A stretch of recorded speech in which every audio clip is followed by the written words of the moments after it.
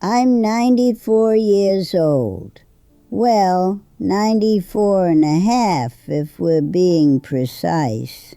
And 3 months ago, I moved into a student apartment right across from a university campus. Yeah, with actual students.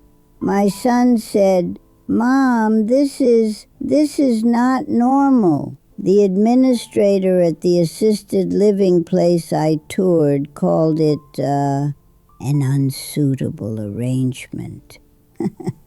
But the three 21-year-olds I share a kitchen with, they introduce me as their favorite roommate. And I'm telling you right now, this strange, slightly ridiculous decision is probably the reason I'm still breathing. Now, before you click away thinking, okay, Grandma's finally lost it, just stay with me a minute.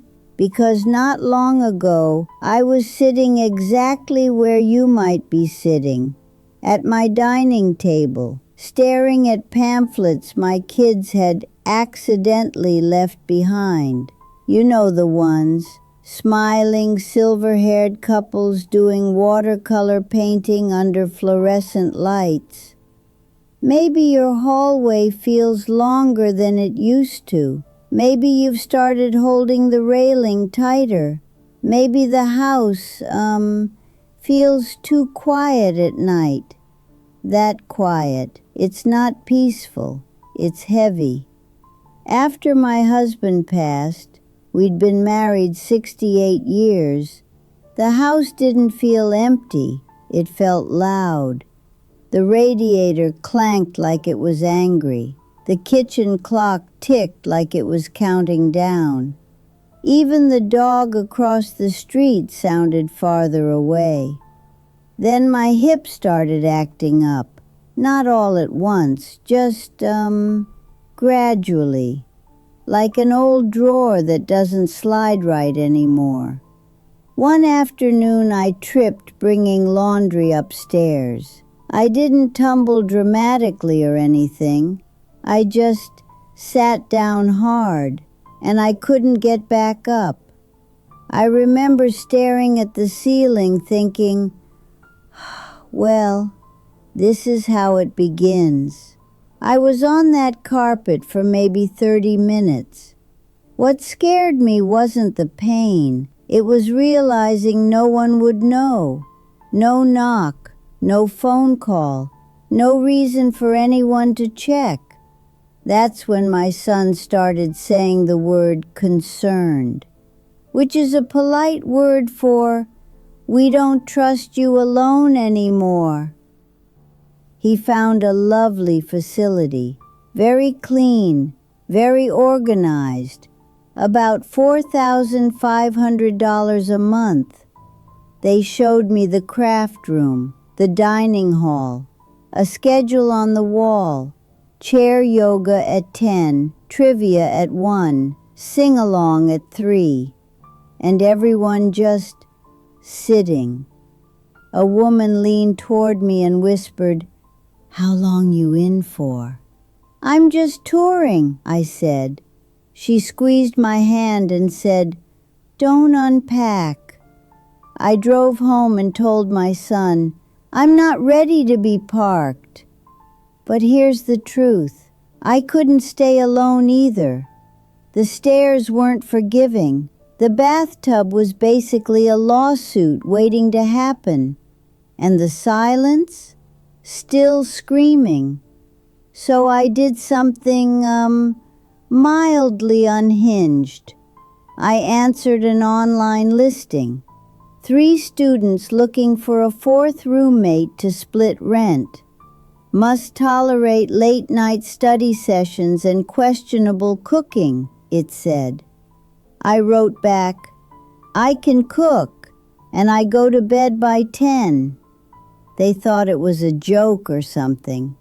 When I told them my age, there was a very long pause on the video call. "Are you serious?" "Completely. And you're okay with noise?" Only if you're okay with early mornings and baked goods. I moved in 2 weeks later. Now I live with Maya, Brooke, and Lena, nursing majors, exhausted all the time. They pay most of the rent. I contribute what I can and handle the grocery list. Is it peaceful? Absolutely not. There are protein shakes exploding in the blender at 6 a.m. Someone is always on FaceTime, and I have learned more about anatomy flashcards than I ever intended to. The first time one of their friends walked in and saw me knitting on the couch, he froze like I was a ghost. Whose grandma is that? Maya didn't even look up. That's Clara. She lives here. Not my grandma. Roommate.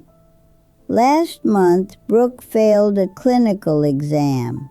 She sat at the kitchen table at midnight, crying into a bowl of cereal. I didn't give a speech. I just made chamomile tea and sat across from her. After a while, she said, "You're the only one who didn't tell me to stay positive." Well, sometimes you don't need positivity. You need company. Here's what I've learned. People think older folks need supervision. What we really need is presence. Someone to notice when you're quiet. Someone to hear you drop something. Someone who would check if you didn't come out of your room. In assisted living, they would bring me my meals. Here, I make spaghetti for 3 hungry students and listen to stories about exams and breakups. They remind me to take my pills, not because it's their duty, but because they care if I'm around tomorrow. And when Lena walks me to the pharmacy, she doesn't hold my arm like I'm fragile. She matches my pace. I'm not their project, I'm their person. Now, I'm not naive. I know this arrangement won't last forever. One day I may need more help than 3 overworked students can give. But that day is not today, and I refuse to start living like it already arrived. Last weekend they had friends over. Music in the living room, laughter everywhere. I heard someone ask, "Wait, who's the older lady?" And Brooke said, "Oh, that's Clara. She makes the best lasagna, and she's the only one who remembers trash day." "Best roommate I've ever had," she told me later. "Doesn't eat our leftovers, waters the plants, gives solid life advice."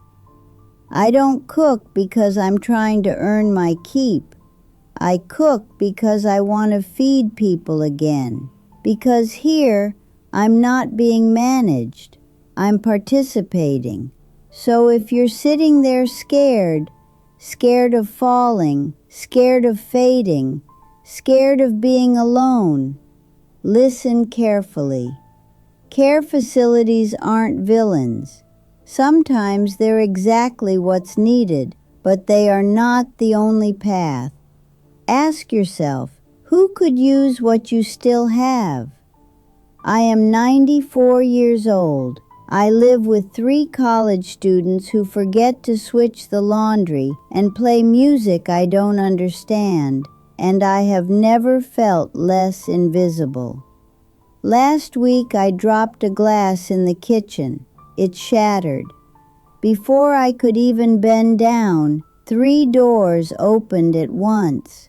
"You okay?" I was fine. But they heard it. That's the difference between being looked after and being known. And, being known is what keeps a person alive.